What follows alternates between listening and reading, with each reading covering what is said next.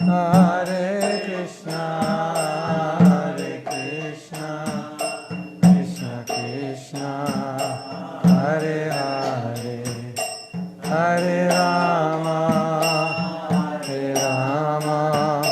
Rama Rama, Hare Hare.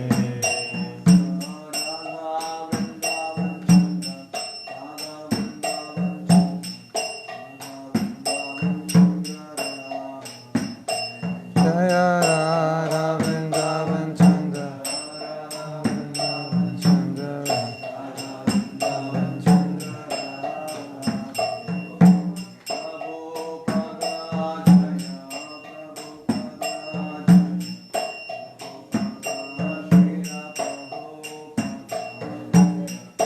Prabhupada Jaya, Prabhupada Jaya, Prabhupada. Srila Prabhupada ki jai, Bhagavad Gita ki jai. Jai Go Premanandi Hari Hari Go. Namo Om Vishnu Padaya Krishna Prasthaya Bhutale Srimati Bhakti Vedanta Shamini Timnamane Namaste Saraswati Deve Gauravani Pacharine Nirvisesa Sunyavari Paschatya Desatarine Shri Krishna Chaitanya Ananda Shri Advaita Gadadhara. Okay, thank you. Vanchakal Padurvyascha Kripasindhuvyevacha Pitanam Pavanebho Vaishnavebhyo Namo Namaha. So today we're going to discuss the 7th chapter, and Nilambara Prabhu said we should speak about a theme. And I'll begin with the theme that begins with the first verse, and then we'll see how far we get. The theme of the first verse is to always think of Krishna. So in the first verse, Krishna talks about being absorbed in thinking of Him. Practice Krishna consciousness. Don't just practice it with your body. Don't just serve Krishna with your body, but also serve Him with your mind. So we have minds, subtle bodies, and we have bodies. And so if you perform an activity repeatedly, then the activity can become robotic. It can be habitual. Just like you drive a car, you don't think about it, right? You can hold on a conversation, you can change the radio, and if you're really stupid, you can text while you drive. But you can do it. I can't guarantee you won't crash, but you could never do that when you're learning to drive a car. But it becomes a habit. So that means we can perform an activity mindlessly, right? You work in a factory, you get used to it, probably pretty mindless activity. And we use that, sometimes we use that word, this activity is mindless. Because my body knows how to do it, so I don't have to think, right? Shifting the gears, you don't have to think, you just do it. You can do it, as we say, you can do it in your sleep. So sometimes we serve Krishna in that same robotic way. We're serving Krishna in our sleep. That's not to say it's a positive thing, it's to say it's a negative thing, and that the mind's not engaged. So in the first verse, Krishna says, I'm going to teach you how to do this bhakti with your mind engaged. Maya sakta mana partha. Your mind, maya sakta, your mind fully attached to me. Yogam junjan, engaged in this yoga or bhakti. Marashaya. Yogam junjan marashaya. So Krishna says, so listen how to do this. Now, a lot of devotees will say, when I'm at the temple, when I'm chanting, when I'm reading, when I'm doing puja, I can be Krishna conscious. But in the day, I can't be Krishna conscious because nothing in the day is related to Krishna. Nothing reminds me of Krishna. It's just chores. It's just things. We were talking about that last night. one devotee said, if I'm too Krishna conscious, I can't go to work because I'm too high. And I can't function. So what a lot of devotees do, who don't understand how to be Krishna conscious in their work, they just assume you can't be, and they don't try. So, okay, I'll be Krishna conscious at home, then I'll go to work and just forget it. Whatever happens, happens. Sometimes I'm a nice guy, sometimes I'm not, but it's work, and it has nothing to do with Krishna, and so I can't control it. In this verse, Krishna is saying, I'm going to teach you how to always think of me. So, what does Krishna do? It's kind of interesting. The first thing he does is explain what is material and spiritual and what is a living entity. So, why would that be important for thinking of Krishna? Well, when Krishna explains this, he said it's all my energy. So, there was once a song written by a devotee. It was called, Everything You See Is Me. So Krishna is saying, okay, this is how you think of me. Everything you see is me because it's all my energy. So there's material energy, there's the living entity, and there's the spiritual energy. Material energy is earth, water, fire, air, ether, mind, intelligence, ego. That's what the body's made up of, the elements of this world. Then there's Jiva Bhuta, there's us, the soul, and then superior energy is Krishna's internal energy, by which the spiritual world is created, so to speak, but by the substance of the spiritual world. So Krishna is just making the point that everywhere you look, whatever you see, you can only see me. You can't see anything but me because everything is my energy.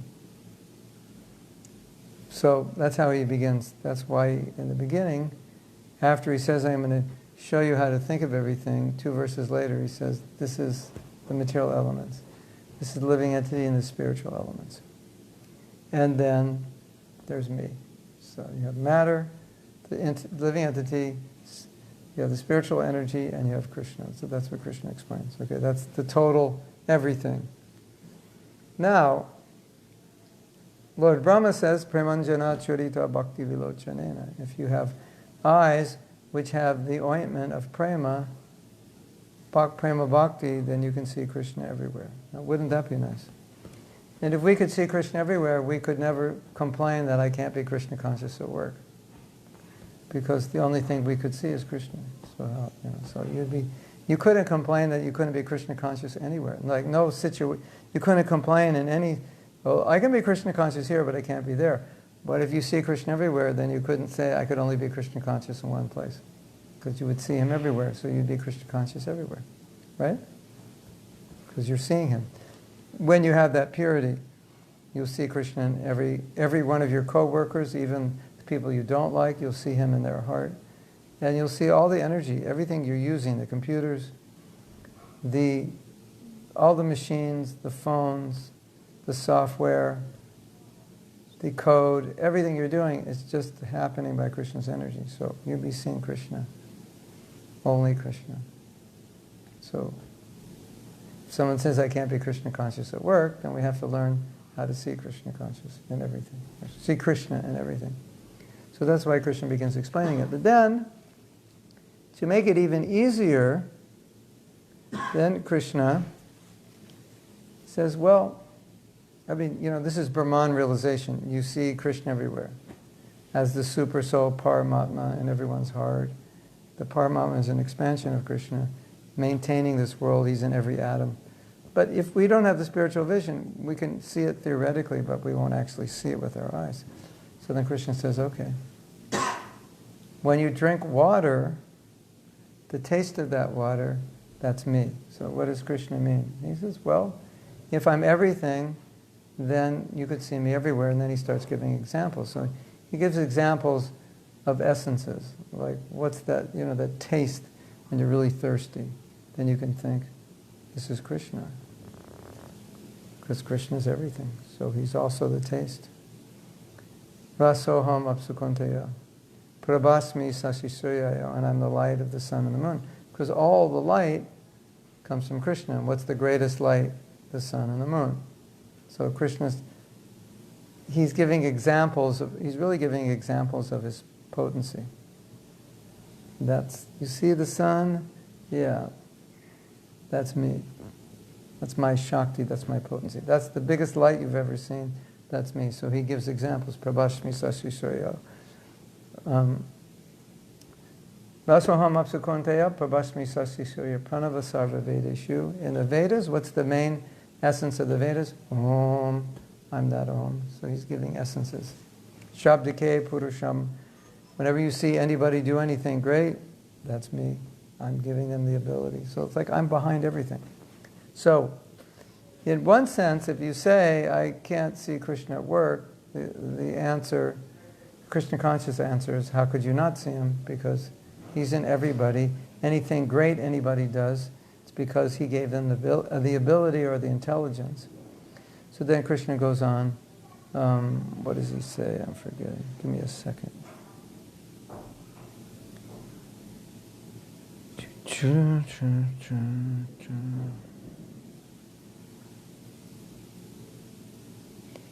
He says,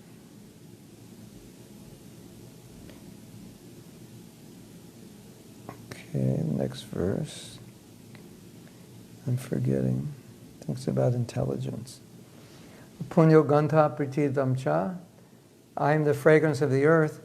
So what is Krishna saying here? Well, he's saying whatever comes out of the earth, practically everything that comes out of the earth has fragrance. Your fruit, your vegetables.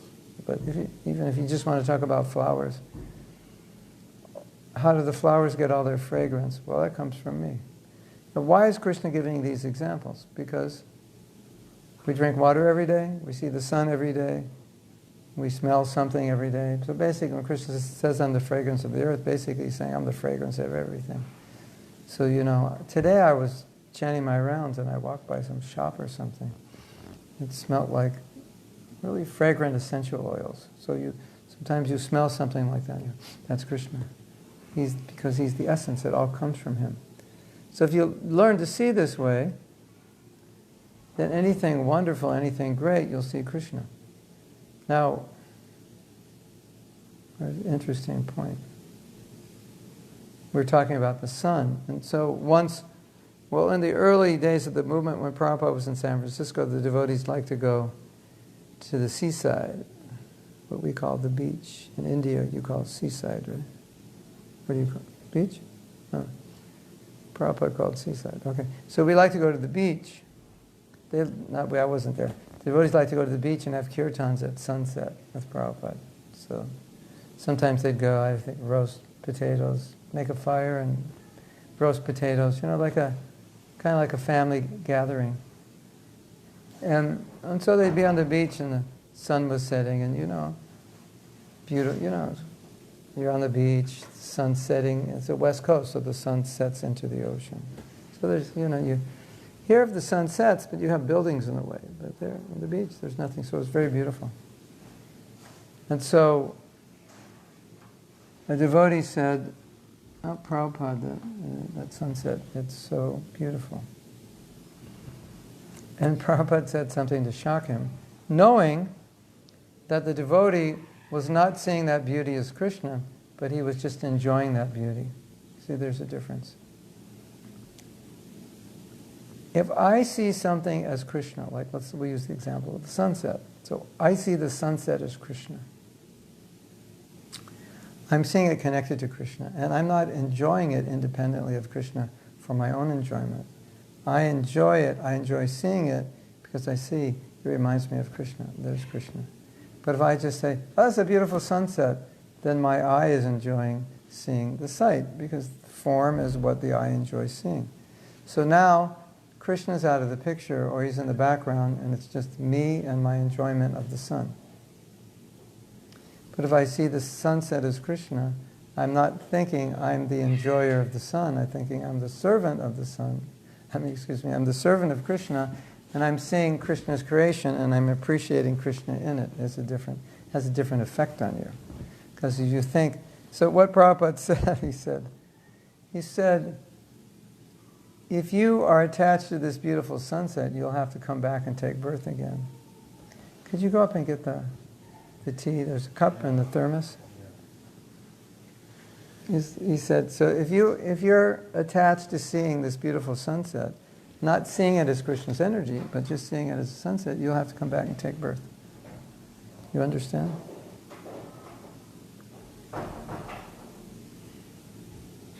That's kind of like we're coming to Nilambar's house. Nilambara. Nilambara or Nilambara? Nilambara. Not a long A. Short A? Yeah. Nilambara, not Nilambara. Nilambara. Should be. Nila Umbara? Yes. So it should be Nilambara, no? Yeah, Nilambara. Nilambara. So I think, oh, it's a nice harmonium.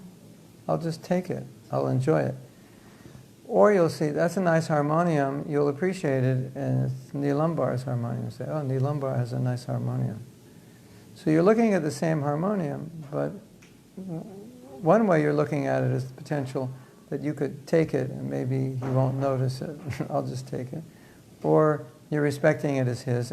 So in both cases, you're appreciating the harmonium, right? But one sense you're appreciating as his, and one sense you're appreciating I could steal it. So it's kind of like looking at that sunset, saying, I could enjoy this sunset. That's like stealing that. That's Krishna. I appreciate it. This is Krishna's eye. Bhagavatam gives that example. You can see the sun like Krishna's eye. So I'm appreciating this is Krishna's eye.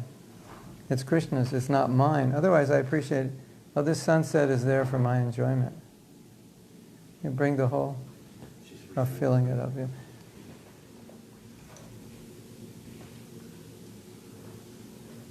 Generally, I don't recommend putting cups of water or tea by electronics, just in case you knock it over. My wife once knocked over some tea on her Apple, which I thought Apple was indestructible. And that was it. Had to buy a new computer. I lost my faith in Apple after that. I thought Apple was perfect, but I was wrong. So then there was a morning walk.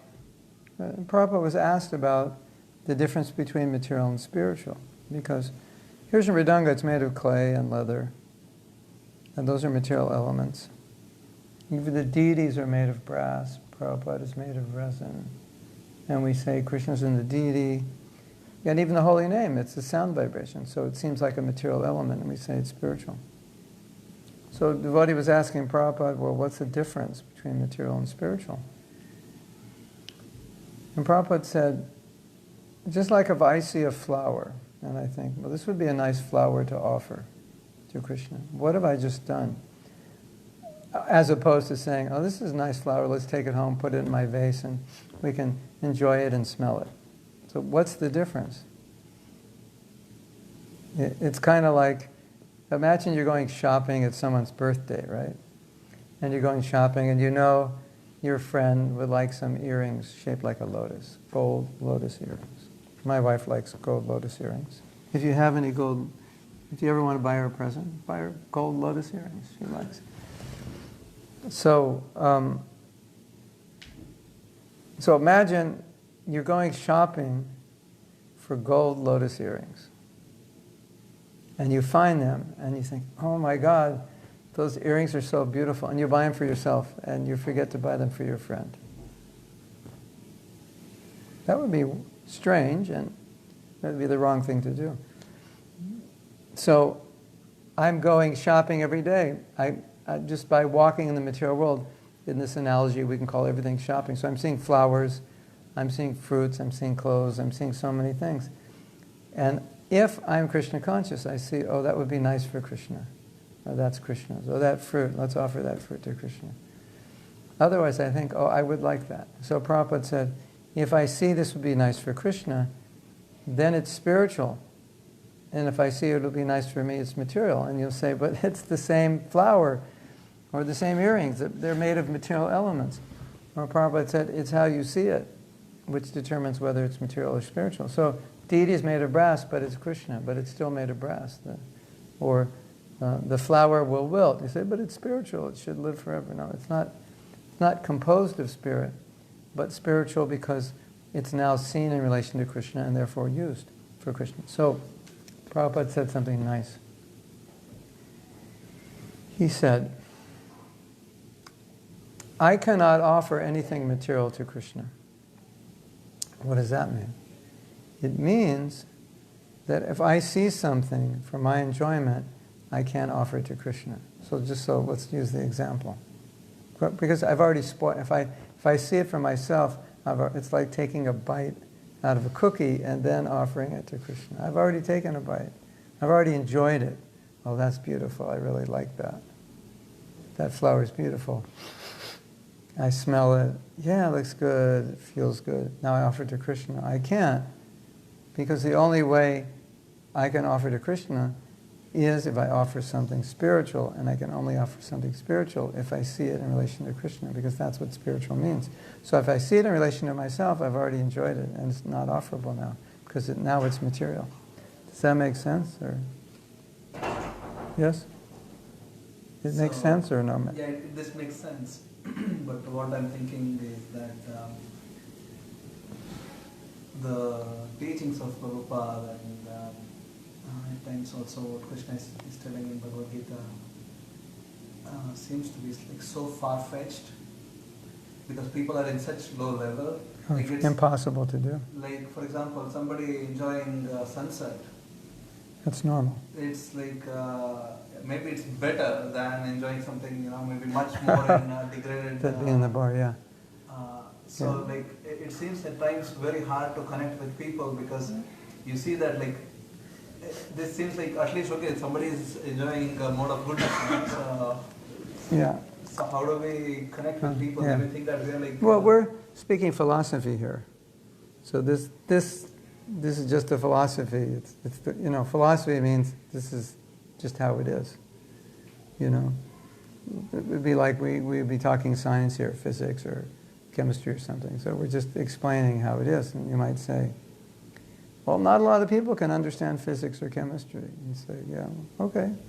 That's another topic. But right now, we're just explaining this is the law of gravity, this is the law of relativity, this is how an atom is formed and combines and so on. So we're trying to first establish a definition of the difference between material and spiritual so that one could then evaluate their life. At least what you say is true. Sometimes we do explain things that seem very far away from people. But we're just establishing this is the goal. This is what you want to come to. So now, the next time I see a sunset, I may think, well, it's better I'm watching the sunset than sitting in the pub. But now I've heard the lecture and I think, oh, this is actually Krishna's eye and I should see it. So acknowledging that watching a sunset is better than sitting in a pub is just acknowledging the difference between sattva and tamas. But sitting on the beach watching a sunset doesn't mean anything spiritual is going to happen until you start to make the connection. So yeah, we can say, yeah, that's good.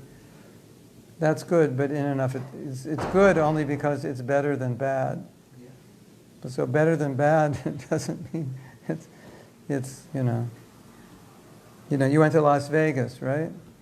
You gambled and you broke even. Okay, well, great. At least you didn't lose anything. So that's better than losing, but you didn't win anything either. So I have another, yes? If you say you go to a store and you buy a bonbon, like Belgian chocolate, together with your friend. Yes. You take a bite and you like it very much. You say, oh, it's very good, please try it. You enjoyed it, but you still want to share it. Could you say that in philosophy, yes, I can accept your reasoning. In rasa, though, if you look at it from the point of rasa, wouldn't then you be able to say, Krishna, oh, this is great. I wish to offer you too because it's great. Yeah, when you have prema. Is that a no-go either? I would say that for me that would feel natural. No, because to serve Krishna now we have to follow follow through standard rules. But in prema, yeah, that lady was picking fruits for Lord Ram and tasting them and giving to him. You know that story? Yeah. But that's different. Yeah, in rasa, yeah. But for us, it's different. Because Prabhupada told us, don't taste anything before you offer to the deity. Now, you might buy something, offer it, and then, should I take a chance? I got everything, I'll elevate everything. Yeah, there's nothing in that case. Okay. So, sometimes we might go somewhere, we look at something, think it's nice, we get it. Namo Om Dasatarine Hare Krishna, and then eat it, just like, a short version of offering. Like, wow, this is really good. I think I should get some more for my deities. Yeah. Or this, you buy a mango and go, wow, this is really good. I'm going to get some more. You can offer them to deities. Yeah, that happens.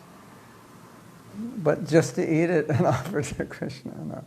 That on a higher stage, that happens. Yeah, okay, but that's basically what I said with, it's an intimate friend thing that you share, you already ate it. But right, that's a good issue, good point, that you figured out it's good, which is basically, you could say it's enjoyment, or you could say it's an evaluation of it. Yeah, you could do it like that. And then you can offer, because Yeah. that seems... But still, But still there's a process for offering, which is don't taste it until it's offered. So you have to follow that protocol. But then after it's offered, you can determine whether you're going to offer it the next time. Because deity worship has rules. And Prabhupada was really concerned we would change those rules. That was one of the things he was concerned we would change. Deity worship standards. So he was very strict about that. So what you say makes sense philosophically and according to rasa, but according to principles of deity worship, you can't. Yeah. Like some things make sense. Some things make sense, but they don't fit within the practices or so it makes sense, but in a higher sense, it doesn't make sense. So we have to be careful about common sense. So there's another story. And this is a story with Prabhupada. And the devotee who was in the story, he told me the story, but this morning I read the story being told by somebody else, so I got more details. So the devotees went to Hawaii, and one of the people in Prabhupada's entourage was from California, and he was a surfer, and where they were staying was across the street from the beach. And so he was saying, where can we go body surfing? And Prabhupada said swimming is a Vaishnava sport, and he thought it was healthy. So the devotee said, 3 miles down the beach, there's a surfing spot, a body surfing spot. And it's Hawaii, it's like warm water and really good waves. So they went. It was, beautiful weather. And he was having a great time. And so he asked Prabhupada, he said, beautiful water, beautiful beach, sun, everything. It's like, how can you remember Krishna? And Prabhupada said exactly what I started the class saying. I'm the taste of water, I'm the light of the sun.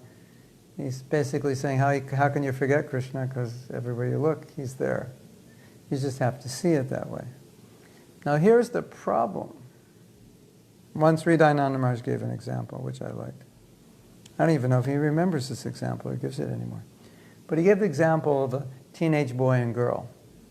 And so the girl brings the boy home. And the father says something like, well, you can just stay down here. Don't go up to your room alone. Just stay down here. And I'll just sit here and read my paper. I won't bother you. So now the boy's thinking, well, I can't have any fun with her because the father's in the room. Right? If we go up to the bedroom, then we can hug and kiss or whatever. So he said, Krishna's like the father. When Krishna's around, you can't mess up. You can't enjoy things. You have to do things properly because he's watching. So sometimes we don't want to see things in relation to Krishna, because if we do, then we can't enjoy them or exploit them or use them. Like your wife, you're supposed to see your wife as Krishna's servant, not as your servant. You're supposed to see Krishna as the enjoyer of your wife, not you. But if you see Krishna as the enjoyer of your wife, not you, if you see yourself as servant of the wife, then the party's over. Right? It's like, well, why should I be married if I'm just going to get married and serve? I wanted to be the king, right? So some people may not want to see it that way because it interferes with what they want. So if I see this sunset as Krishna's, I see this flower as Krishna's, I see my wife as Krishna's, then everything has to be offered. And so the desire to separate my vision from seeing it in relation to Krishna is the desire to be Krishna. Because if I could just get that father, if he could just go upstairs or let us go, then I could do whatever I wanted. So the father's the problem. So Krishna can be, in a sense, a problem to our sense gratification. Right? Yes? Does that make sense? You understand? And then the question is, why do I have to give everything to Krishna? Why does he need it? He already has everything. Why can't I have something? You can have so many things. But what Krishna is saying here is you have to see them as mine. I'll let you use them. I'll give you a house, a wife, children, all these things. But don't see them as yours.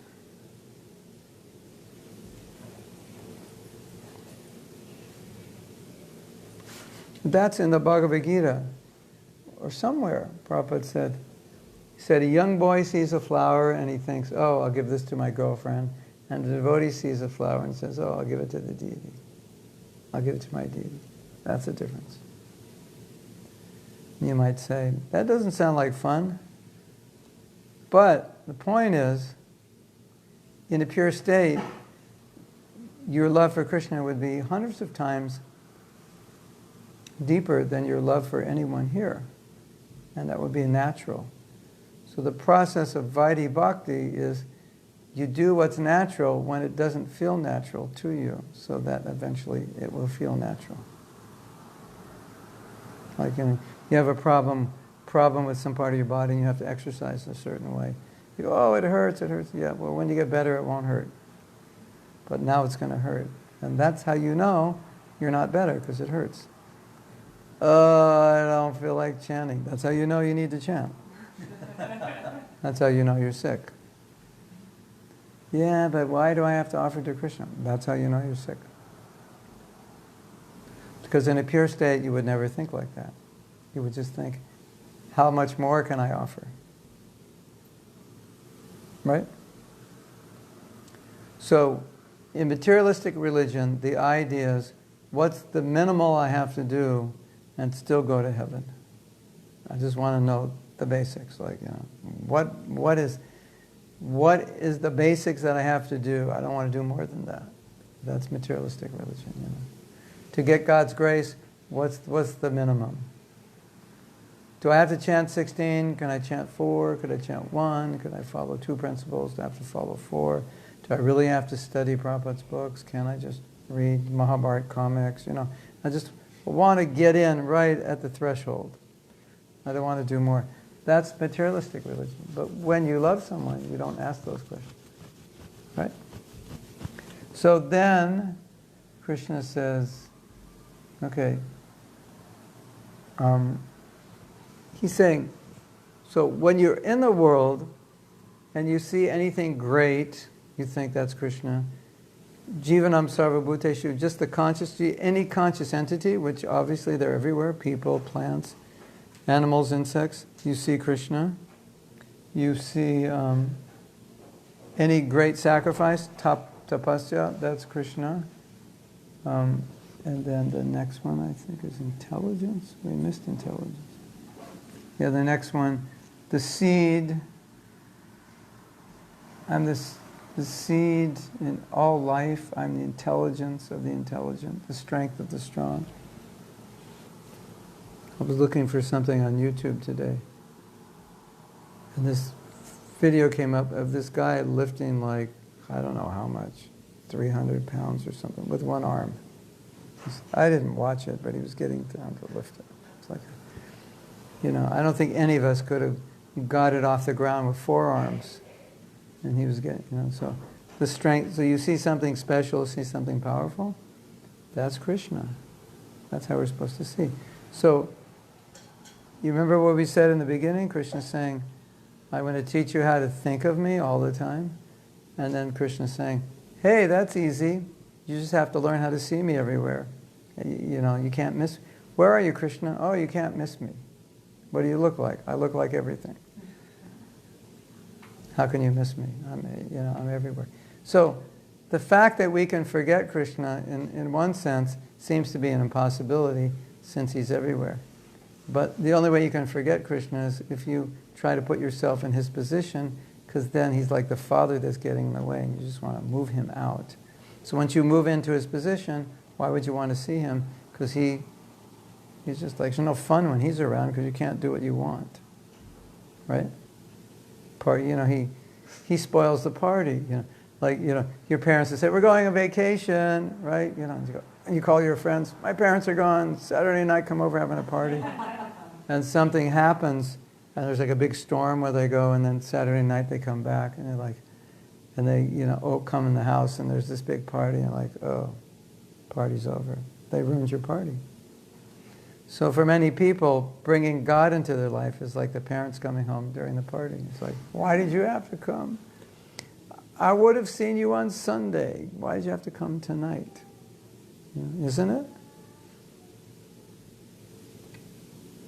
So you can only see Krishna everywhere if you're trying to love him, and you can only see him if you're not trying to compete with him. You can only see him everywhere if you want to. And then if you do, how can you not see him? It's impossible not to see him, because he's everywhere and everything. Yes? Does that make sense?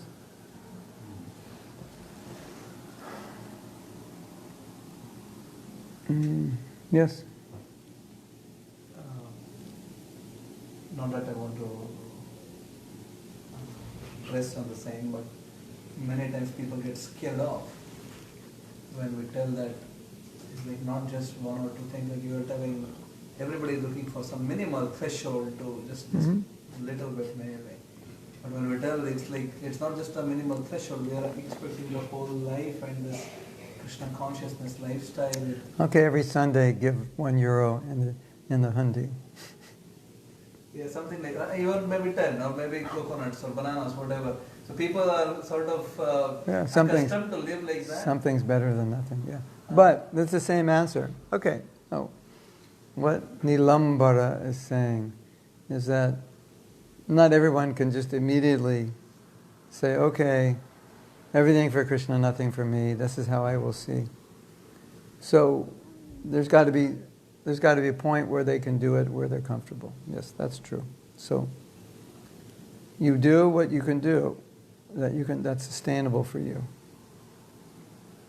But the same answer. You have to know what the end goal is. So say I'm giving my €1 every week at the Sunday feast. But what's the end goal? The end goal is to give my life. And this is just the beginning. So this is purifying me. So you say, okay, I'm not ready to give my life, but I could give €1 or 5 or 10. Maybe I'll give 50. Maybe I'll give more. Maybe I'll come early on Sunday. I'll start coming early on Sunday to help with something, clean the temple, put out the cushions, whatever. So yeah, it's true. But still, in every situation, you want to know the goal. That's the way it has to be. You have to know, whatever you're doing, you have to know where you're supposed to go. So you can keep moving in that direction. Otherwise, if you don't know what the goal is, you just say, oh yeah, I give €1. Why do I need to give more? No, you need to give your whole life. That's the goal. Oh, really? Yeah. Okay, I'll give €5. And I'll do 1 hour of seva. Yeah. So you'll do a little more. And then by doing that, you get purified. And you think, I really feel good when I give my €5 and do some seva. Maybe I'll give 10 and do another hour of seva.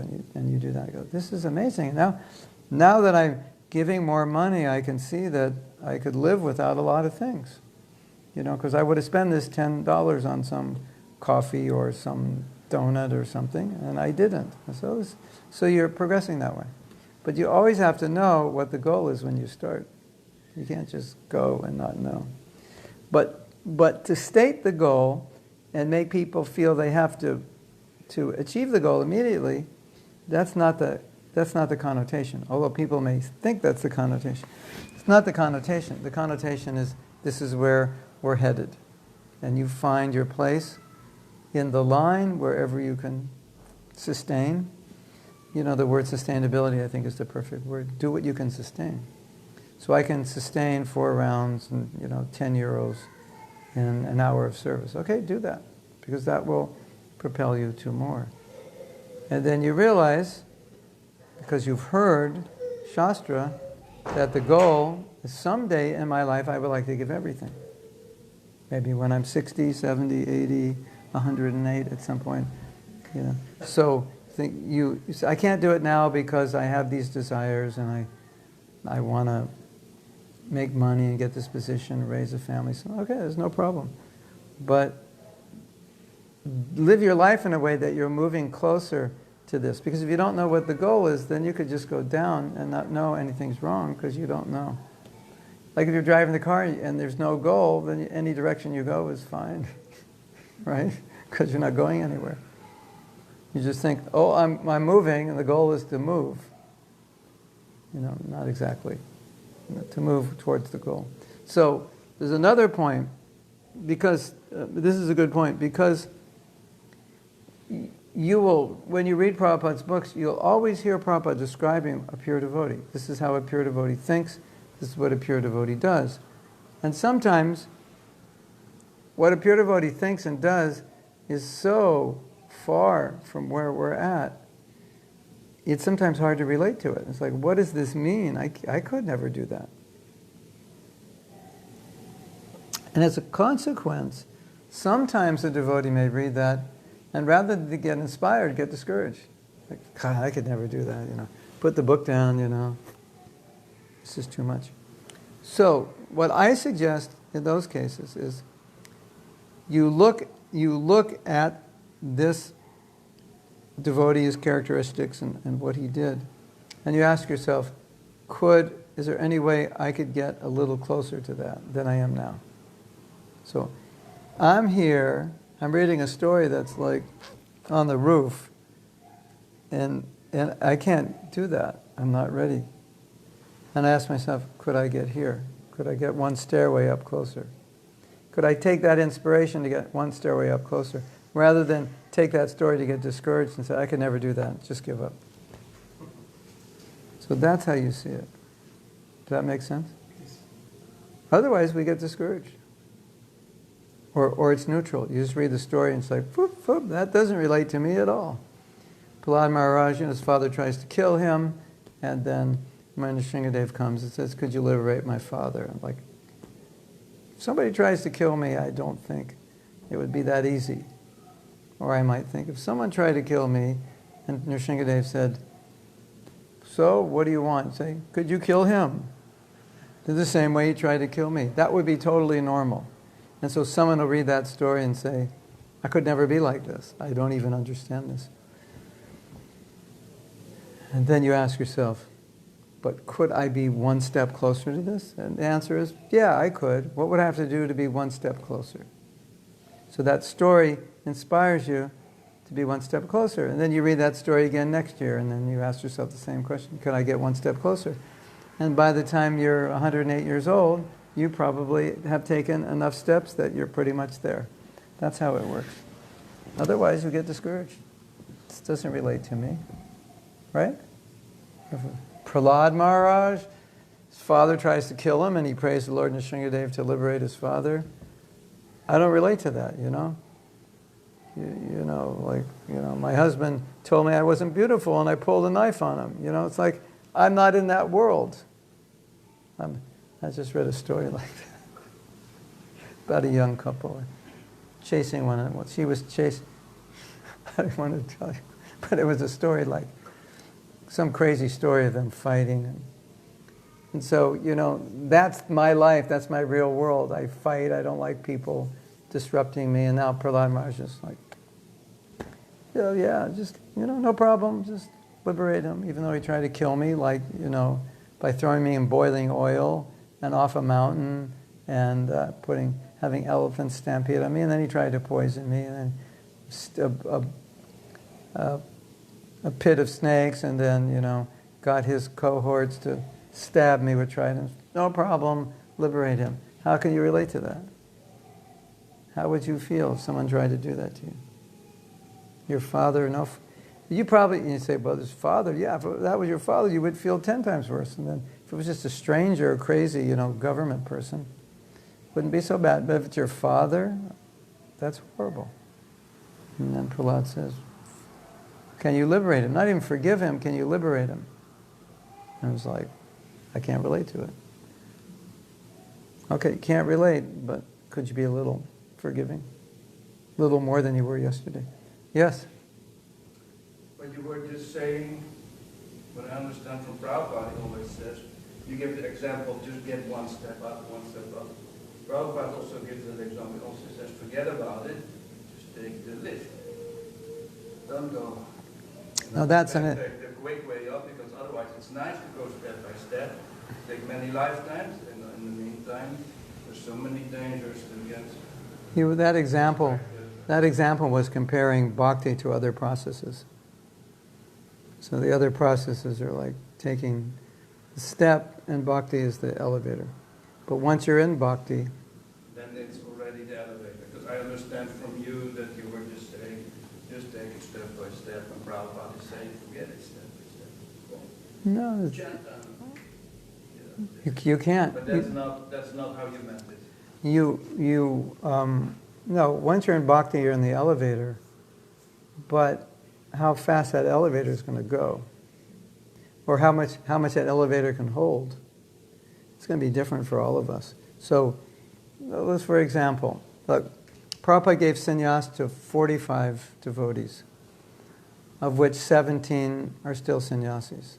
So that means the other 27 were not qualified, but they didn't realize it. So it was too much for them. So it wasn't sustainable. So that's why I use the word sustainable. So what's a level of surrender that's sustainable that you can build on so you won't crash? That was the point. And especially Neelam Baba is talking about people who are just beginning. So, it's their first day to hear a class and we're saying, just give up everything and surrender. And he's like, wait a minute, they haven't even started chanting Hare Krishna yet, or they don't even know how to offer food. So he was asking, well, how are they going to understand this concept of full surrender if they haven't even begun or barely begun? So then I said, yeah, so they do something which is sustainable within bhakti, not within another process. So they're on the elevator, but what floor, how fast the elevator goes, what floor they get off. I was thinking about this morning because I was just talking to a devotee, and she had a question for me. Should I do this or shouldn't I do that? And she was inclined to do something that I thought maybe wouldn't be sustainable for her. And so I asked, are you making this decision because you're renounced, or are you making this decision because you're running away from something? Like in the Bhagavatam, Prabhupada gives the example, there's two kinds of renunciation. One is renunciation based on spiritual advancement, and one is renunciation based on frustration. So it's not real renunciation, it's just like, I don't want any more of this, but it's temporary, because once the pain's gone, I never want to see another woman, I'm finished with women, that relationship, and then, next year, he's got a girlfriend. Like, what happened? Because the renunciation was frustration. Or if someone's actually renounced, they say, no, I don't need a woman, I can live without it. And then, 10 years later, he's still renounced, because it was real. So that was I think sometimes devotees aren't good at estimating their level of renunciation, because sometimes the renunciation is just a reaction to something painful in their life and they're running away from it. And they think they're renounced, but they just don't want to deal with it. Actually, it's just very common. I see it all the time. Prabhu, I don't want to do this. And I think, wow, you must have been a sannyasi in your last life. And then as I go more into it, I find out, no, they had some troubled past. And that's why they don't want to do it, not because they're renounced. So we have to, know what our renunciation has to be as a byproduct of our spiritual advancement. So, yeah, but Prabhupada would always say surrender. Just surrender. But he didn't mean that. Like you can't surrender more than you can surrender. So you surrender, okay, I'll become a devotee. I believe in Krishna. I'm going to start chanting rounds and so forth. But how good are your rounds going to be the first week? Even if you want them to be pure, you just started chanting. You can't. It's not like you can chant Shuddhanam in 1 week. So you surrender, but it takes time. Right? Even your best effort to overcome offenses doesn't mean in a few weeks it's finished. I mean, chanting Shuddhanam, for example, it's so interesting. Because how can you chant Shuddhanam if you're not pure? And how can you become pure if you don't chant Shuddhanam? So then you're just like, I think I just lost on both sides. But it's a fact. You chant, you advance, you become pure. And when you become pure, finally you can chant purely. So it's like, I thought by chanting, I'll get to Shuddhanam. Yes, by chanting you'll become pure, and then when you're pure, that is Shuddhanam, because you can't chant Shuddhanam if you're not pure, because Shuddhanam is pure chanting. So I want to chant Shuddhanam, but I'm not pure in that, because I've only been chanting for 3 weeks. So I have to keep going. So I'm surrendered, but my surrender is relative to my conditioning. I was very surrendered as a young devotee, but in many ways foolish. You had something? Or you had yes?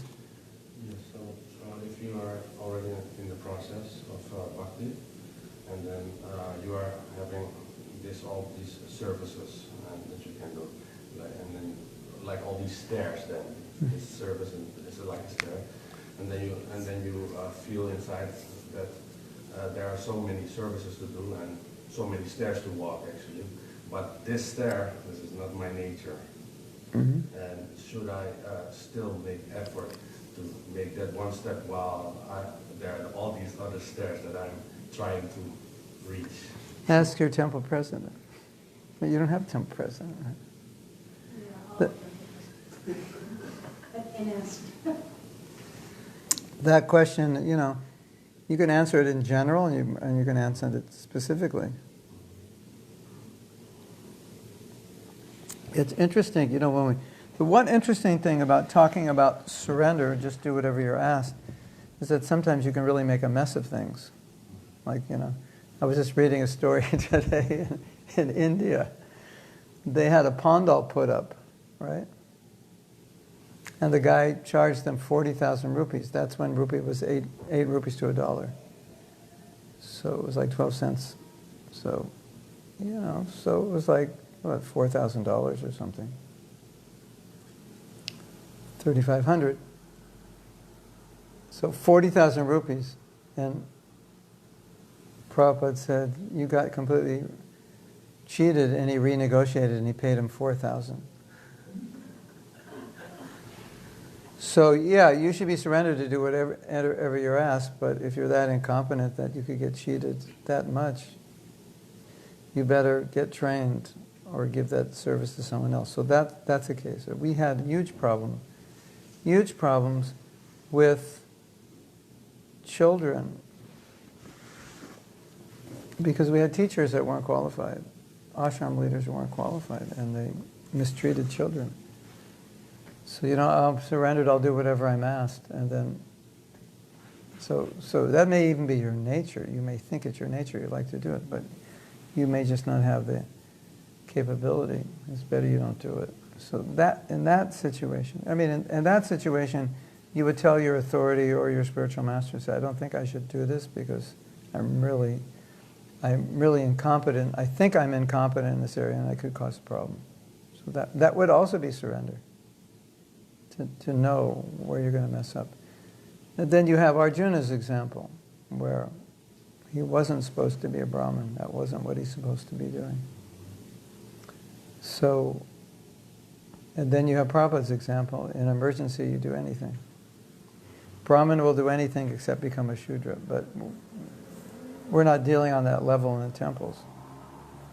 So like we talked about in the workshop, we talked about sustainability. If you're continually doing something which is totally against your nature, at some point it'll probably not work for you or anybody. It won't be good. But so you have to balance those.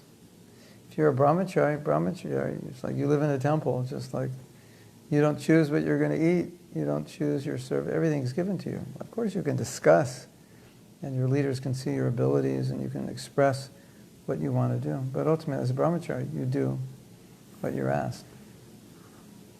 At least ideally. Although it doesn't exactly work that way, but ideally. But as a grihasta, yeah. I mean, the answer is interesting because it doesn't even matter what I say, because eventually everybody gravitates towards what inspires them and their nature. It's just, it may happen 25 years too late. You know, you discover it when you're an old man. You say, God, if I would have done that when I was young, by now I could have established a huge project or something. So, but everybody finds their nature because it's obvious what your nature is as you get older. You know? Like, you ever know anybody who's always meddling in other people's business and giving everyone advice? You know, anybody like this? That's a counselor. They said, you know, my wife used to give advice. She didn't meddle in people's business, but people would ask her. She was always giving advice. There was a part of our life where it was like every day she was on the phone giving somebody some advice. They really appreciated her advice. She was really good at it naturally. So one day I said, you know, why don't you just become a coach and a counselor? You can get paid for giving advice. You know, you like it, you do it. So it's like some things are just natural. You're doing them. You're not even thinking about it. It's just what you do, right? So usually you evolve to that. And if there's something that needs to be done that is just a real challenge for you, then you discuss it with your authorities. Say, I can do this, but I don't see in the long run that I can do this. It's better we find someone that can, because I can foresee that after a while I won't do it well, I'll lose enthusiasm, it's not my nature. That's just being realistic. Then you could say, I'll do it if you want. But this is the reality. Put me in charge of a temple. I won't make it past 2 years. After 2 years, so I'll just be sitting in my room reading. I was like, I can't do this anymore. This is not my nature. I was with a GBC, and it was like he was doing something, had nothing to do with GBC work. And I said, why are you doing this? He said, because the GBC work is just management. It's not my nature, so I have to do something. I have to get my inspiration somewhere else.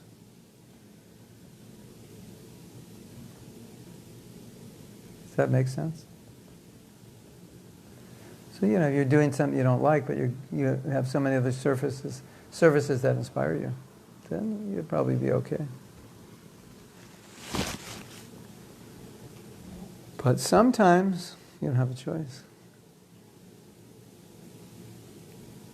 Like when Prabhupada was starting his movement, they were opening temples, he just had devotees saying, you do this, you do this, you do this. And it was like, that was war, that was emergency.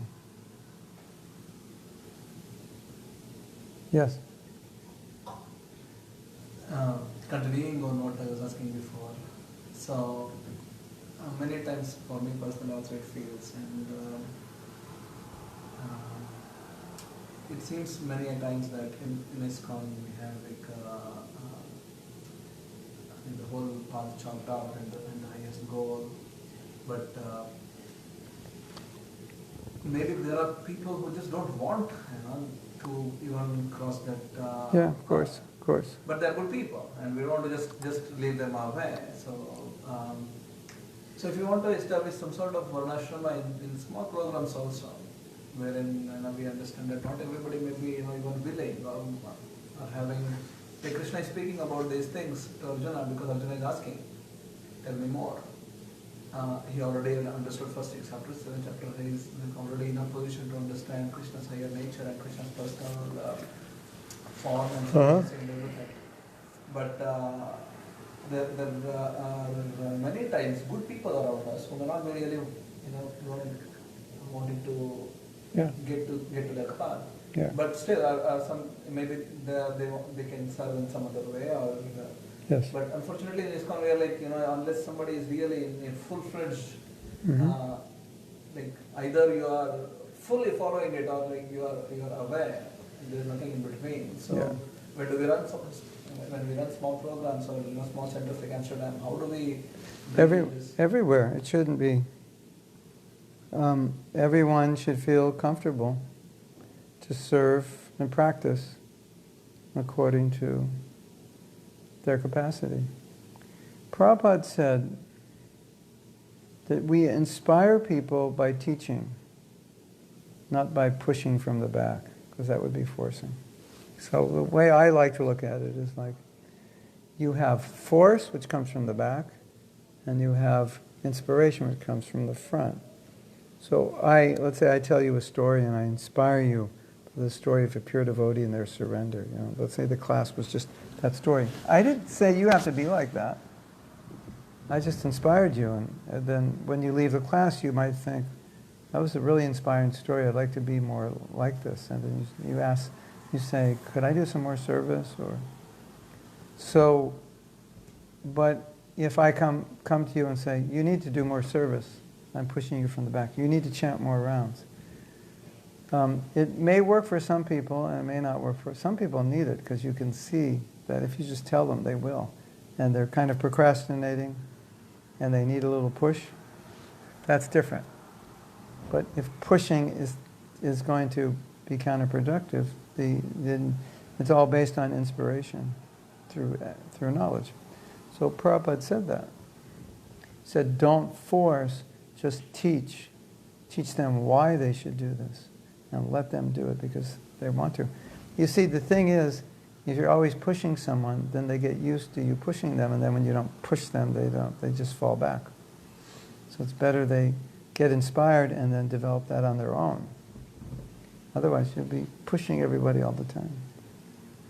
Of course, that's, sometimes that has to be done to some degree, but that's not sustainable. So, knowledge, inspiration, person has to make that decision.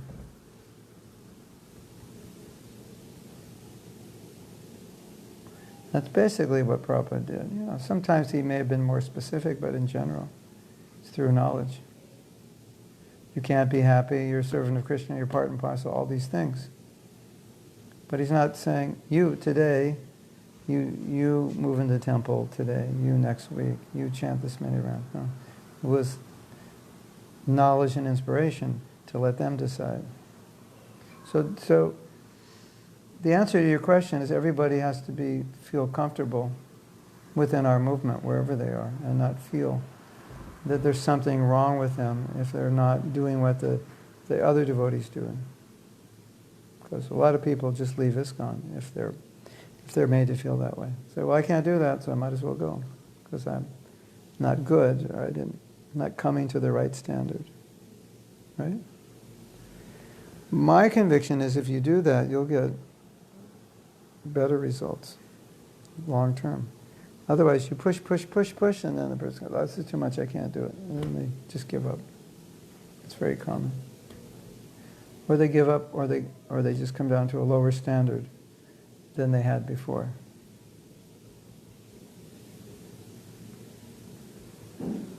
Yes?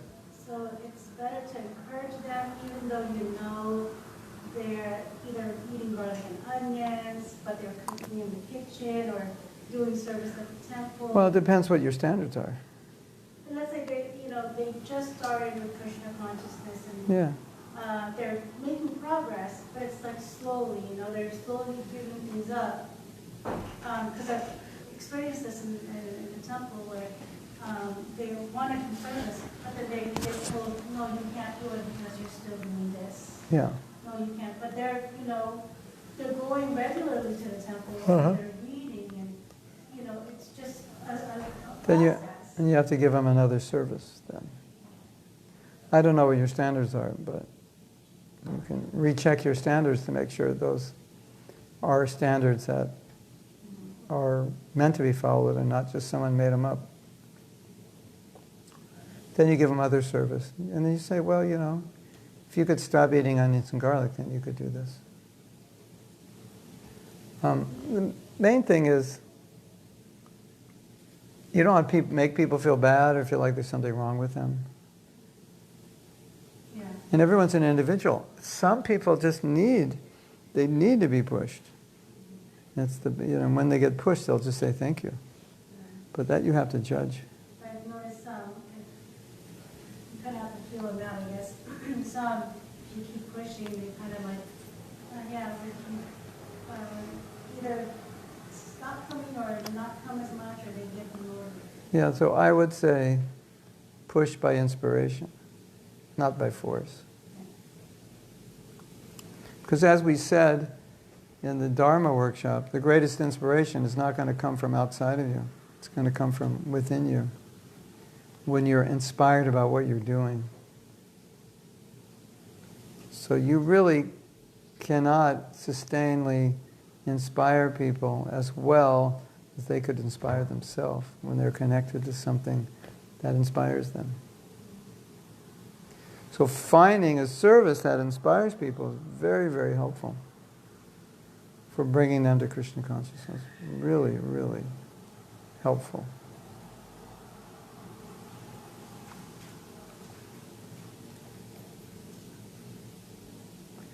You say, well, they want to cook in the kitchen. You say, well, could you stop eating onions and garlic, or could you stop doing this or do that? And then I'd love to have you in the kitchen. And that might be the reason they stop that, because they want to do that service. Well, I have an example, actually.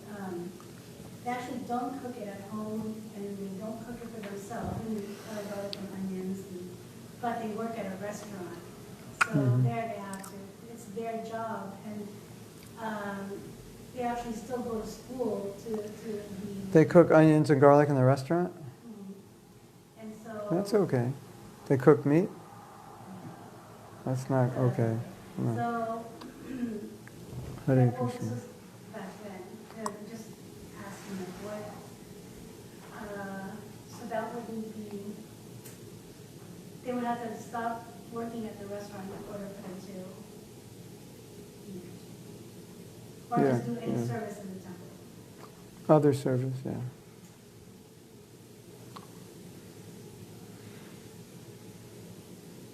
Should be a Brahmin if you're cooking.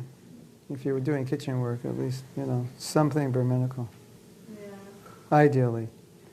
But there's a story that, the Brahmins in Jagannath Puri eat fish. And I think it was Gadadhar Pandit. When he found out, he was so upset. He was chastising them and wanted to get rid of them. And he had a dream, and Jagannath slapped him right out of Jagannath Puri to some other place. He said, leave my pandas alone, they love me.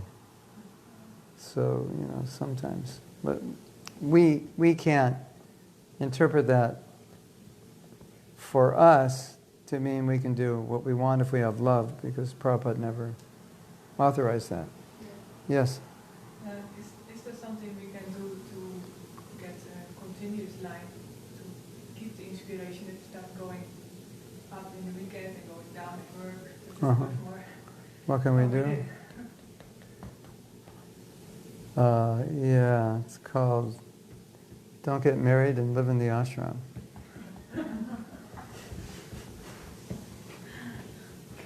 I mean, just to be realistic. Yeah, when you're more evolved in Krishna consciousness, it's less of a problem. Your inspiration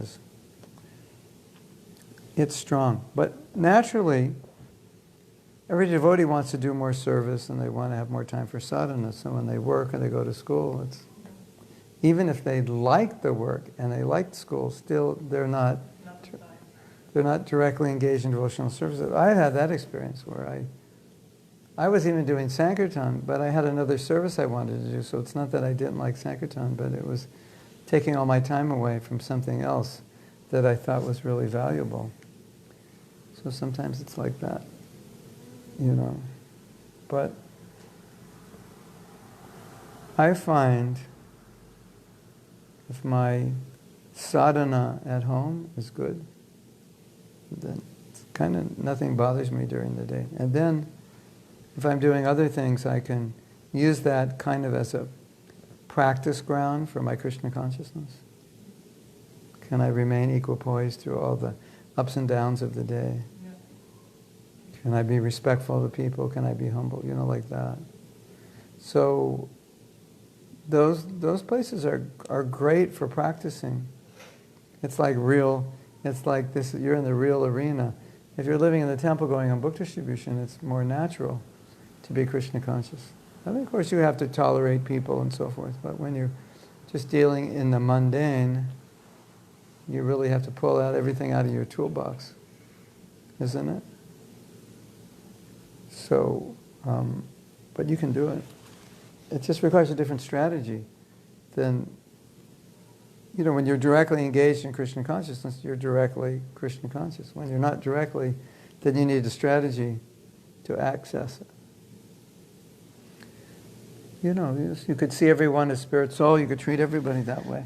Even though your exchanges have nothing to do with Krishna, but your consciousness does. So, you know, okay, like we go back to the same example. Imagine you go to work and you see Krishna in everyone's heart. Like that was clear. And you treat them that way. And you merge into this very humble mood thinking, well, actually they're all better than me. And imagine at the end of the day, you would be very inspired having that experience.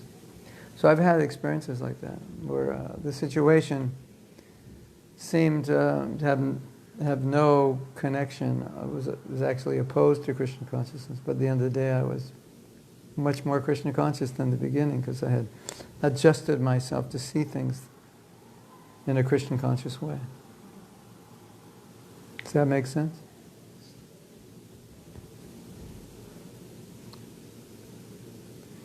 My other experience was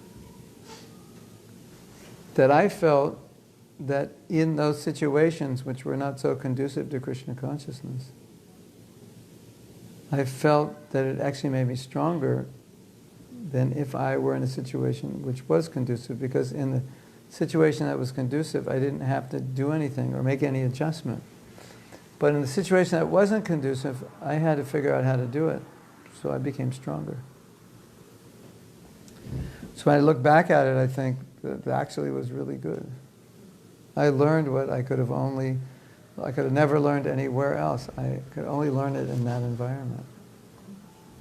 You know. Other day a devotee was talking to me, and the devotee just wanted me to listen. They didn't want me to talk.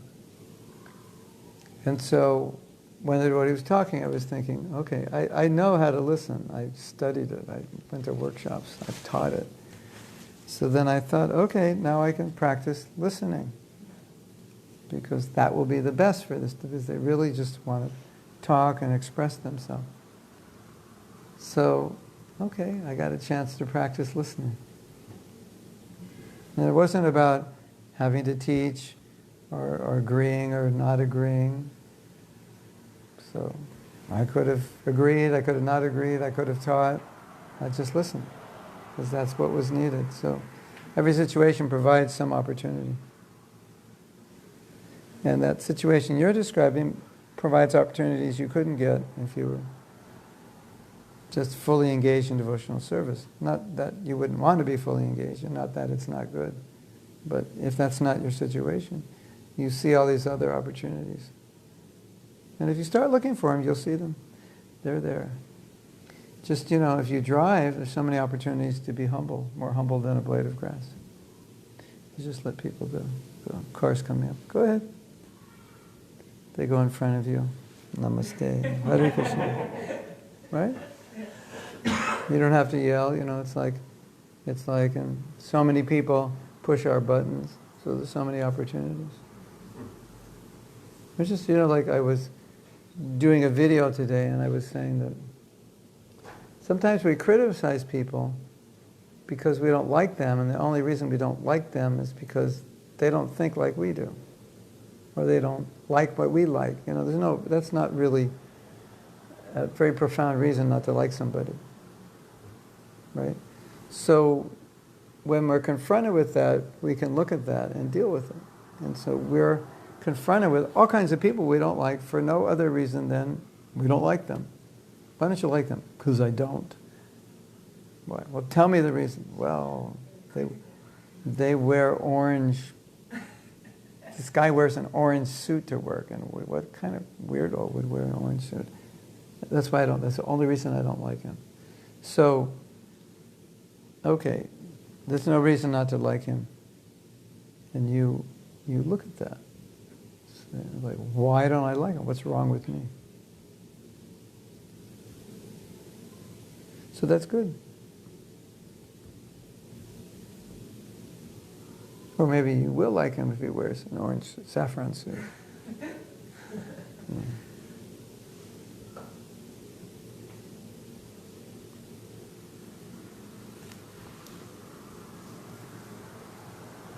Did we go too long?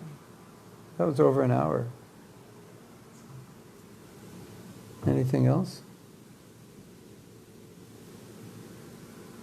I have one question. Yes.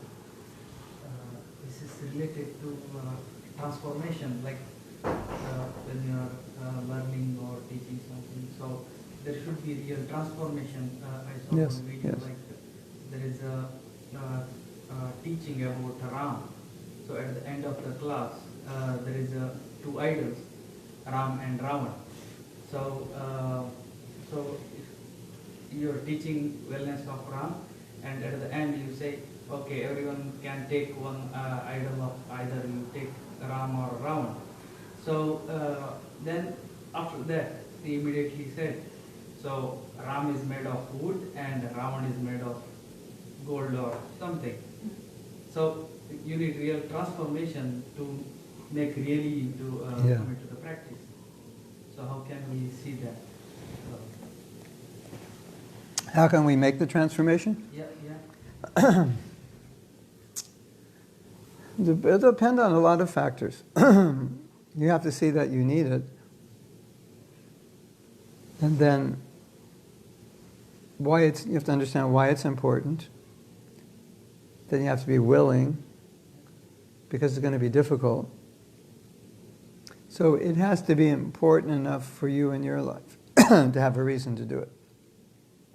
When you take to a spiritual practice, it's not always going to be easy. A lot of people give up because it's not easy, because they don't understand how vitally important it is. Anything that's important for you, you'll do your best. Another obstacle is just habit. I'm conditioned to think or act in a certain way, and this knowledge is telling me to act in a different way. And I have to practice consistently over a period of time a new behavior, and that's difficult. But again, if the reason that I'm doing it is strong enough, I'll be able to do it. Because really, if you look at your life and you think, I should be doing this, but I'm not, then I would say probably you don't care enough. Right? Like one time a devotee didn't finish his rounds, and Prabhupada said, well, do you find, and he said, Prabhupada, I don't have time. And Prabhupada said, do you have time to eat? You have time to sleep? And he said, yes, Prabhupada, yeah. But you don't have time to chant. Well, chanting wasn't as important. So if something's important, it gets done. And you might say, it's important to me, but still it's difficult. Yeah, say because we're used to not acting that way. So in that case, we have to force ourselves for a while to build a new habit. And that's not easy. It's It's not always easy, right?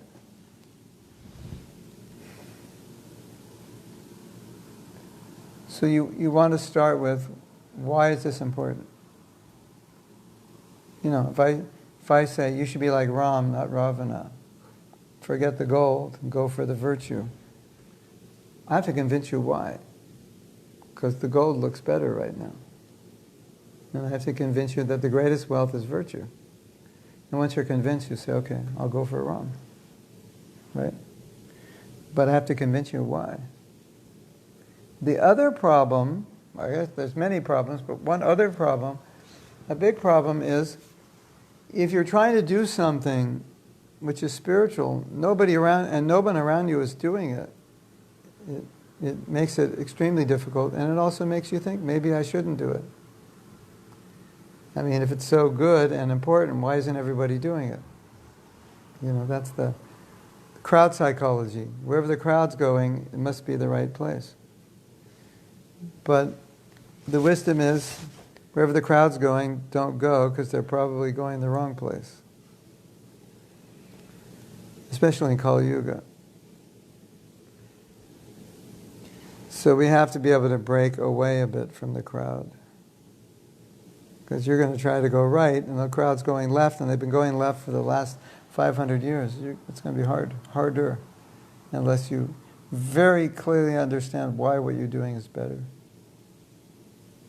Right?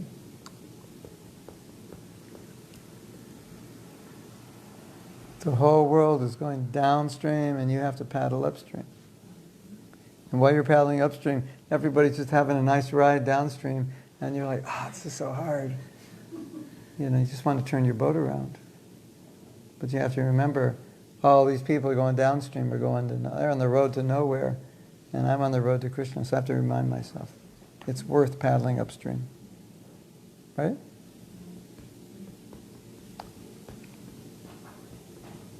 The road to nowhere. Does that make sense? And if you read Prabhupada's books, he'll convince you why you should do it. That's, you know, you look at Prabhupada's books, and from one perspective, it's just convincing you why you should be Krishna conscious, why you should serve Krishna. That's really, you know, what he's trying to get us. And then, of course, helping us do it. Convincing us to do it and helping us do it. Because the other thing is we're conditioned for so many lifetimes, so sometimes we hear things, but it doesn't register. We hear it again and again and again, and like 3 years later, bing, bing, oh, now I understand. So sometimes we're hearing and it's like, there's no place in our brain for it, because our brain's filled up with so many material ideas. And you keep hearing, clearing out those ideas, and then one day, oh, now I understand what it means that I'm not the body. Now I understand what it means I'm servant. So that's unfortunate, but it's a reality. So Prabhupada said, keep hearing, keep chanting, just keep doing it. Don't stop. And gradually it'll wear away. Because you see what's happening in our lives, we're hearing all the time. Right? We're hearing from Facebook, Twitter, Instagram, YouTube, this tube, that tube, ads. You know, we're hearing all the time.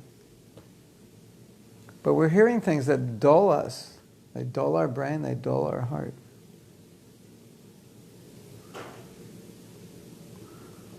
We have these funny ads. I don't think you have them in your country. Pharmaceutical drugs, especially the new ones, especially the expensive ones. In America, they have television ads. Well, I guess now YouTube ads, video ads. And the U.S. government, I guess Department of Health, forces the ads to explain the side effects of the drug. So it talks about, take this drug, and it enacts a drama. So like, you know, let's say it's an arthritis drug. So shows some old person, like doing something, playing golf, and then, And his wife's there, are you okay? And everybody's upset. Then he takes the drug, and then he plays golf.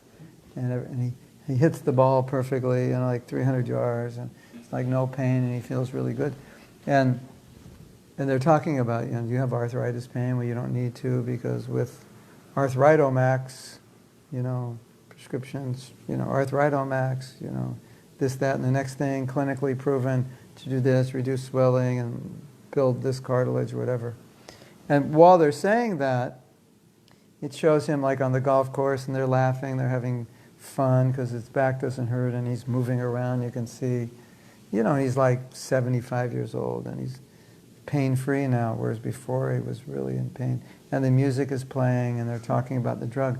And then they have to tell you the side effects. And the scene continues that shows him, now he's home with his family, and he's picking things up, doing the gardening work, and like pain-free, and the grandkids are running around.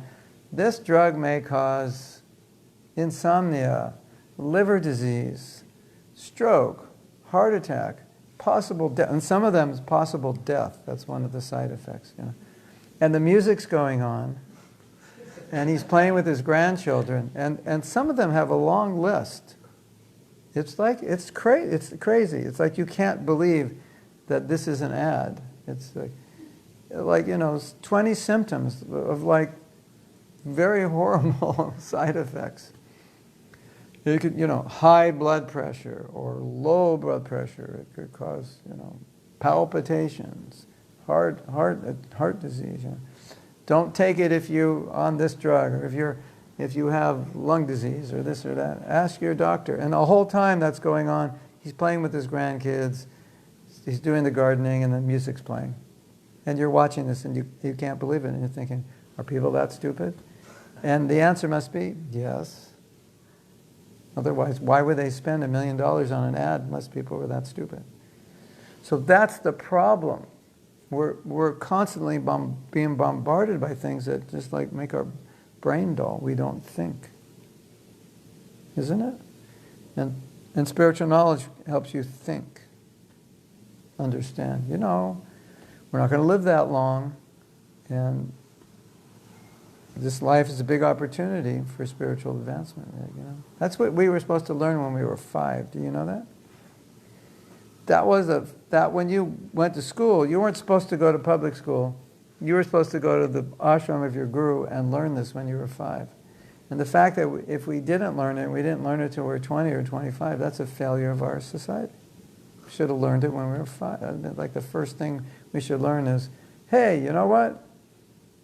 You're going to die. And you're like, I'm only 5. Why are you telling me that? I just want to play. Say, because you need to get it, you need to understand it when you're 5, because if you wait to try to understand it when you're 50, it might be too late. Your brain might be just like really filled up with a lot of other ideas, right? Does that make sense? I mean, we experience that now. Our brains are filled with lots of other ideas. And so when you get the right idea, sometimes it's hard to find, where can I put that? I don't have a reference point, It's not shopping, it's not making money, it's not expanding, it's not investing, it's not upward mobility, new career. It's spiritual. I don't have a place for it. I never learned about that. I just learned about competition, getting ahead, good education, good job, right? Investing, security for the kids, all that. That's the problem. So when Prahlad Maharaj, his father had a school. The school was, one of the objectives of the school was to ensure that the students would not believe in God. That's like on the wall, The mission of this school is to make sure you're an atheist. That was one of the. So Prahlad had heard Narada Muni speak Bhagavatam when he was in the womb. So Prahlad came out as a devotee. So he's born the son of Hiranyakashipu, who's probably the greatest atheist asura that ever lived. Even puts Ravana to shame. He was worse than Ravana, worse than Duryodhana. And then during recess, the kids are just playing, and then Prahlad says, don't waste your time playing, you should be Krishna conscious, spiritual self-realization, this is what you should do. And the kids are like, come on, Prahlad, we're only 5, we can learn this when we're later. And he said, no. He said, you're supposed to learn it now, when you're 5. And that's why the Gurukul system, when the boy was 5, he went to a Gurukul, and he learned it when he was 5. He said, you know, in India, everyone says, yeah, well, when I Vanaprastha, I'll retire. When I quit working, then I'll be spiritual. And Prahlad said, no, you want to learn this when you're 5. You don't want to learn it when you're 75. Because by the time you're 75, you're just so habituated to thinking and living a certain way. So that was their argument. We're too young. And Prahlad said, you're not too young. This is the age. So that's part of the problem. We didn't get it, or we didn't get enough of it, or not all of us got it. And we got a lot of other things. Right? But it means you can find the spiritualism in everything, like it's not that always, it's my thoughts, chanting, but also you can find a Krishna or any God you believe in the good deeds, like helping someone, going to the...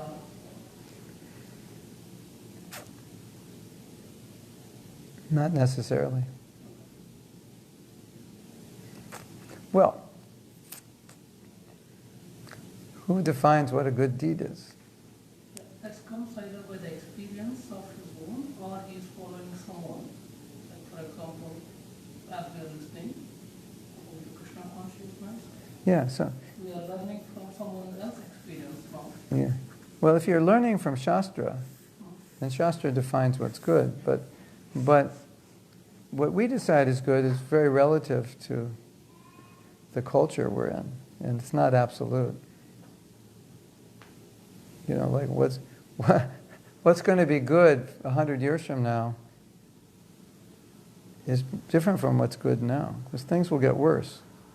So what we you know, just go back a couple hundred years. What they thought was good or bad right now is not bad in many cases. So it has to be based on scripture. Like, what does Krishna say is good? Yeah, then it's... So just doing good deeds, it helps you, but it only helps you so much if the deeds are good. But directly following Krishna's order is better. And then you can do the best for people if you give them spiritual knowledge. Like the example is given. A man is drowning, you go out, you pull off his jacket, and you bring in his jacket and let him die. Everyone's saying, what did you do? I said, well, I brought in his jacket. And so Prabhupada said, that's like only doing material welfare work. The soul is going to take another birth, suffer all this karma, and you just fed the body. Okay, not that you shouldn't feed. We should, but that's not enough. It's not the ultimate good. It's partial good. And if you give them Krishna consciousness, and they become liberated, then they'll never have a body again. And so they'll never need anybody's help again. They'll be liberated. Does that make sense? Yeah. It's kind of like if you're a doctor, you could cure a disease or just give someone a pill that would relieve the symptom. You know, so better cure the disease. Yes? How to deal when you live in a Western world and there are no gurukuls and you will raise your children and you want to, as a parent, in Krishna consciousness. Yeah. So when the moment of 5-year comes and you'd say like, this is what it is, this is the knowledge, and to a child, and this is like... Well, I'll tell you something. You know why the boys went to Gurukula? Because it was so difficult for their parents to teach them. Because naturally when they go to Gurukula, they respect the Guru. And they'll serve the Guru. But it's harder to get that knowledge from the parents. But one thing that you can do, and that we see is very effective, is you just make your home and life culturally very Krishna conscious, and that's how they'll grow up.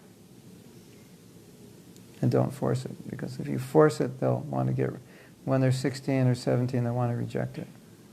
So they have to want to do it. But if it becomes your natural lifestyle, they just grow up doing it. And as long as they're not forced, they don't have a reason. Like, I always thought, I don't want to give my daughter a reason to give up Krishna consciousness. So I won't force her. Then she'll have no reason to run away from me because I'm not pushing her. But rather to set an example and create a nice environment. Now, like, we have deities, and then my daughter would help my wife when she would do the puja sometimes, like that. Get them involved in Krishna conscious activities, kirtan, dance, drama, like that.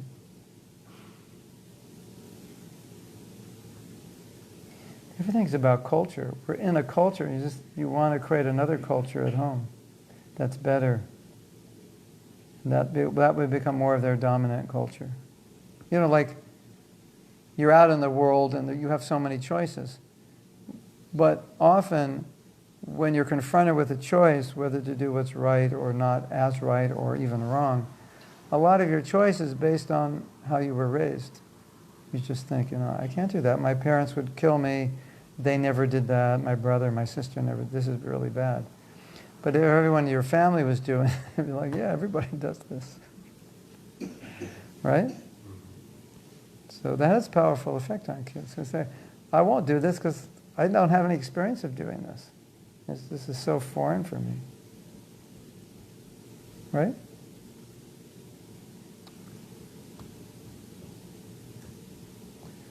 Ya. Ya. How do you say? You say ya? Ya? How do you say it? Ya. Ya. South Africa, they say ya. I think ya. Yeah. Ya. Ya. You had something else? Or? Yeah. So, just because we are following the spiritual path, and I've been practicing since whatever 15 plus years now, and we dress differently, and we get relaxed, and so automatically the expectation from people who come, who interact with us, and also because I teach Bhagavad Gita and speak, give lectures and everything, so automatically the expectation from others is that somewhere I'm here somewhere, but I'm not. I know where I stand. I try my best to explain to people that I'm just trying to be a teacher, it's not a time of your devotee. I'm also in the school and I'm trying to learn. But many times, it's sort of even after telling, it's sort of overlooked, and the expectations are so high. In general, I guess. So how do we balance it? Balance it? In the sense, how do we make it real? Like, how do we communicate to them, or how do you deal with that reality that people have high expectations of you? How do you deal with the fact that they see you as better than you are and expect more? Well, it's kind of difficult. If I tell you, you say, "Oh, Mahatma Prabhu, you're so great," and I know, no, I'm not that great. And you go, just see how humble he is. That makes him even greater. So sometimes you get. But there's truth to that. The fact that you don't think you're great is a sign of your humility, and so you can't hide that. I mean, you could look at it in a positive. One positive aspect is, well, if they see this and expect this, then I have to live up to it. So it's forcing me to at least set an example, even if it's not entirely real for me. At least I have to set this kind of example. So, you're teaching like they expect you. You're chanting 16 rounds every day, good rounds in the morning. You're up early, and so you think, well, I better do that. I have to do that because I'm a teacher. So in that sense, it's a positive, right? And if you are are real about your challenges, you can talk about them in classes. Say, this is the challenge I had this week. And then it'll become more obvious that you're like everybody else. Because everyone probably has the same challenges. And so they'll relate to you. But your advantage is that you have Krishna conscious solutions to those challenges, and you can teach them those solutions. And then they'll say, okay, you're better than me because you have the solution, but I can see we're the same in many ways.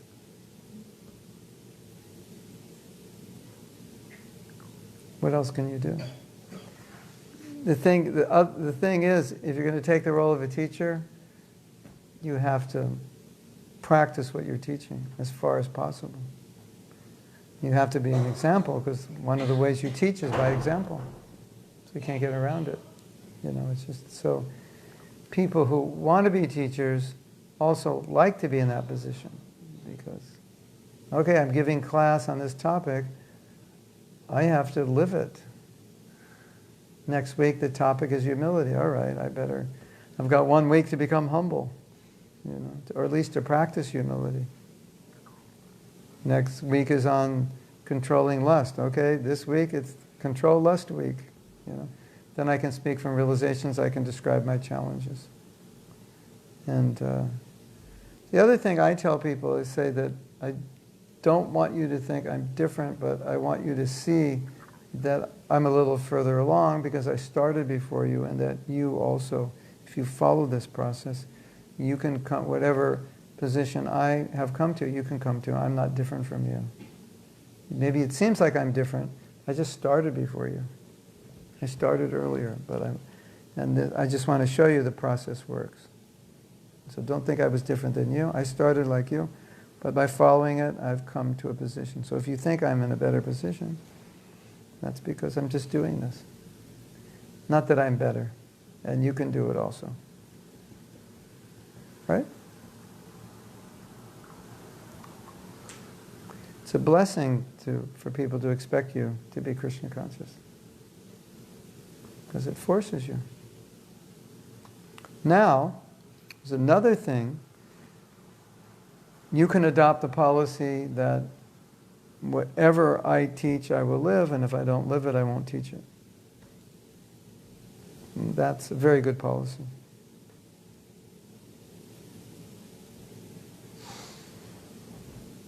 So that would be real, right?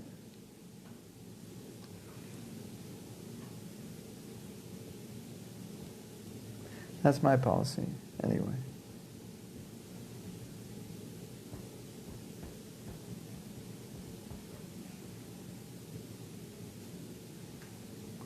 It's if you're going to teach, we should all be teachers. Whatever you learn, you should teach, you should share. But one of the most painful things you can do in your life is to share something you don't live. Because you feel like a hypocrite. Not only feel, you are. So being a teacher is great because it forces you to practice what you're going to teach. Because you're teaching something you don't practice, it doesn't have any power. It's just words. Nobody's going to feel it. Right? If you're sitting here and you're trying to get everyone you're trying to raise donations, and you're telling everybody, give 10,000 euros. Well, how much did you give? And you're like, I have a lot of expenses now. And they're going to look at you and go, you're a hypocrite. You mean you didn't give anything and you're asking us to give 10,000? Well, I will give, But if you're asking everyone, say, could you all give 1,000? And you say, I've already given 100,000. Okay, that's going to be really good. That's going to inspire them, right? When I was in the beginning doing my forgiveness workshops, I was describing my own challenges and how I dealt with them. And I would often get the comment that because you describe your own challenges, it made it easier for us. So I think it's good to describe your own challenges and how you dealt with them. that okay?